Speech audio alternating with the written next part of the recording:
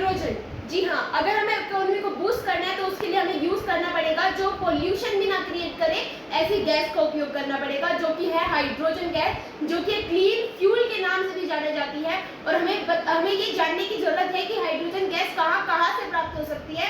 तो एक नेचुरल तरीके से जिसको अगर हम हाइड्रोजन को अगर हम H2O को हम रोक के साथ रिएक्शन करवाते हैं तो हमें हाइड्रोजन देखने को मिलती है। अगर हम दूसरा प्रोसेस की बात करें तो वो इंडस्ट्री में भी प्रोड्यूस करी जाती है, लेकिन जो इंडस्ट्री में प्रोड्यूस करी जाती है वो बहुत ही कॉम्प्लेक्स तरीके से प्रोड्यूस किया जाता है और वो बहुत ज़्यादा हाईली डर्टी होती है।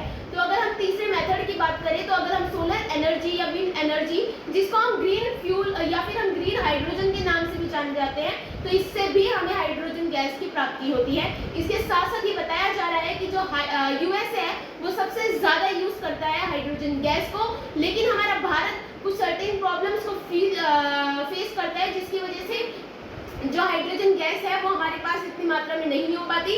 जो फर्स्ट प्रॉब्लम ये है कि जो लोकेशन है वो क्लियरली नहीं है, और जो सेकंड प्रॉब्लम ये है कि जो एक्सप्लोर करते हैं हम वो एक्सप्लोर हमारा सही तरीके से नहीं हो पाता है। और अगर हम तीसरी प्रॉब्लम की बात करें तो फिर जो सेफ्टी इश्यूज है उसको हमें देखना पड़ेगा, उसको कुछ प्रिकॉशंस रखना पड़ेगा, तो उस चीज़ को हमें लेकर आना होगा।